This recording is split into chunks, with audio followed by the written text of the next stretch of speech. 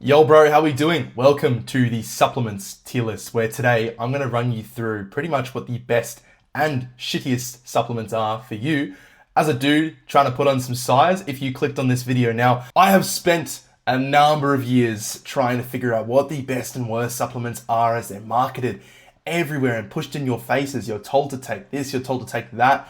So it's really useful if we identify what actually works and what doesn't. And the great thing is just a little bit of a disclaimer. I have never once taken any sort of payment or any sort of, collaboration with a supplement brand. So I will confidently tell you, and that's by choice, by the way, I will confidently tell you that if I say something is shit, it is probably shit. And if I say something is good, it is most definitely good. There is absolutely no bias behind any of these here. And this is just my personal experience of what I've found is useful for me, as well as doing extensive research on what actually works for lots of guys, as well as obviously working with guys in the field and seeing what works for them too. So without further ado, let's dive into it. The first one I want to cover is protein powder. This is one of the most popular supplements that people use. Protein powder is great as it's a really easy way to get protein in if you really struggle to get it into your day. Where this could be useful is if you work long, busy hours and you really just don't have the time to eat a massive meal, or maybe you have to have liquid calories for some of your diet.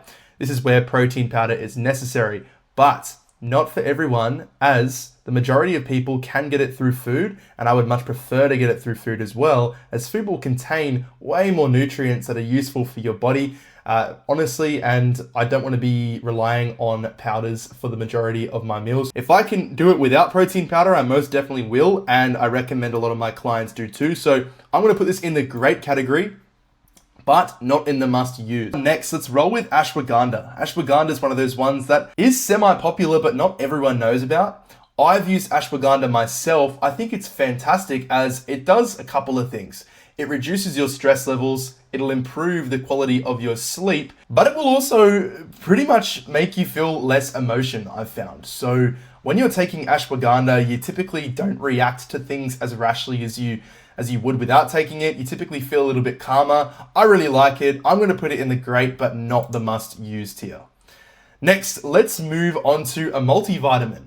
Multivitamins can be fantastic, but they're actually not necessary. The reason is because most of the time people get enough nutrients out of their diet without needing to take a multivitamin. So for that reason, I'm going to put it in the good, but not great category, as sometimes you could most definitely be wasting your money. All right, let's move on to the mass gainer next, as this is a big one for skinny guys wanting to bulk up. They always wonder if they should take mass gainers. So if you're wondering this, well, this will be a really useful one for you.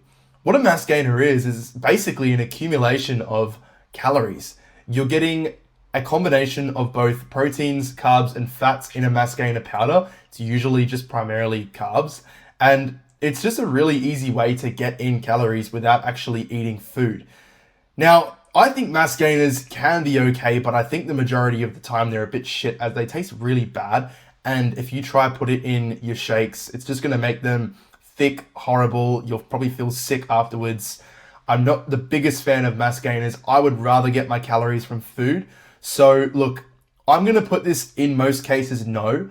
I think mass gainers can be useful, but just doesn't really have a place for me, and I never really recommend them to any of my clients. Next, let's move to pre-workout, as this is one of the most popular ones. All pre-workout essentially is caffeine with a combination of branched chain amino acids. So what that means is pre-workout will give you energy in terms of caffeine. You'll actually last longer during your workout. You'll have more motivation to go because you'll be buzzing.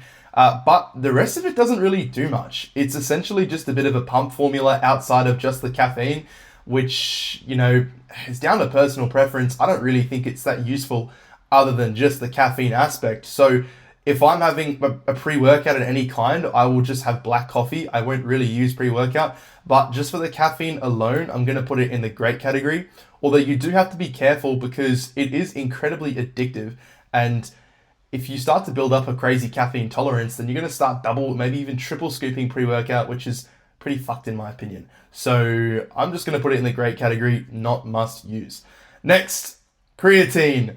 Creatine, you already know it's just going to go. This is the absolute goat of any supplement that you can take as a skinny guy. Creatine is absolutely fantastic. It'll boost the amount of ATP your body produces, which is your body's primary energy source for heavy lifts. As well, creatine will also bring more water into the muscle cell, which a more hydrated cell is a better environment for the muscle to actually grow.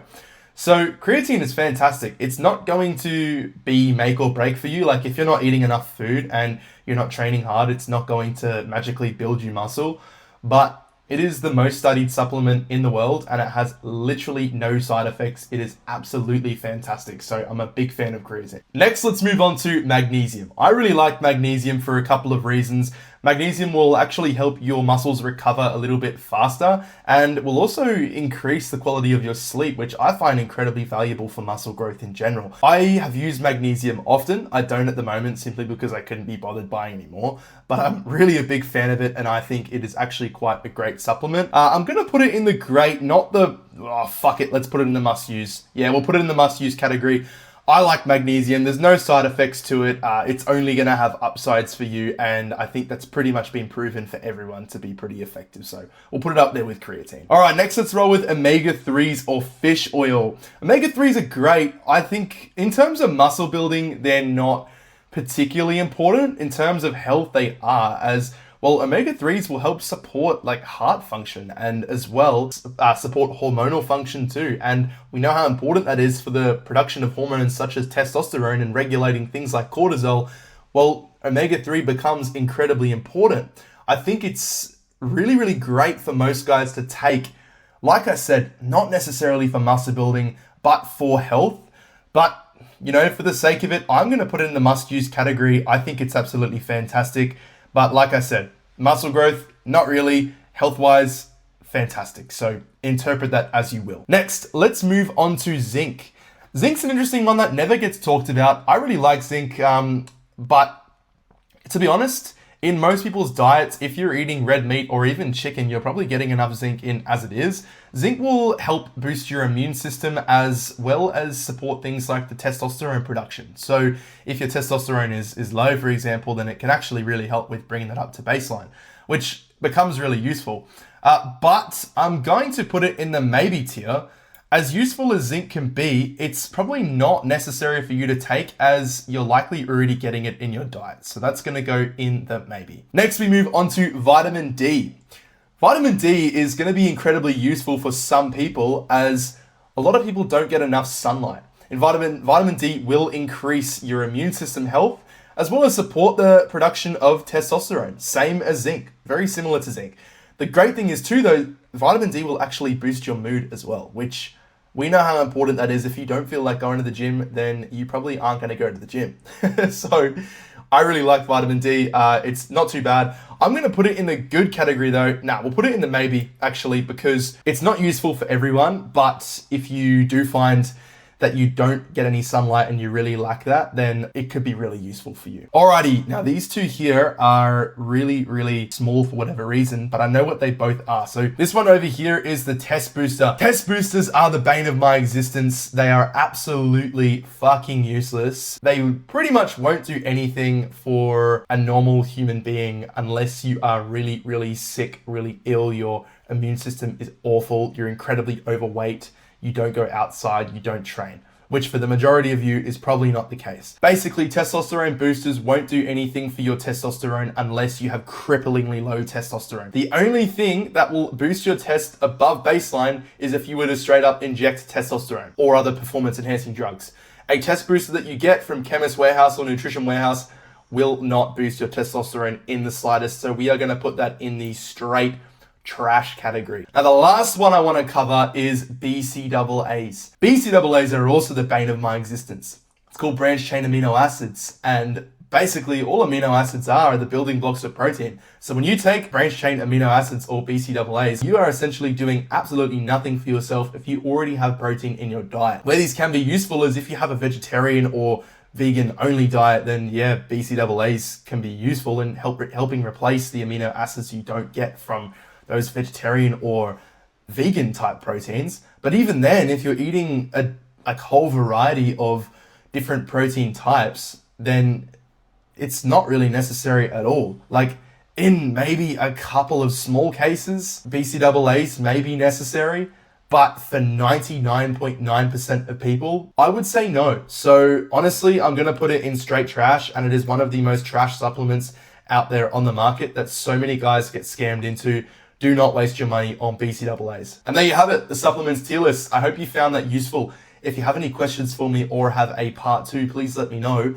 But other than that, it's been really good making this video, and I hope you've learned a lot about supplements and what's useful and what to avoid.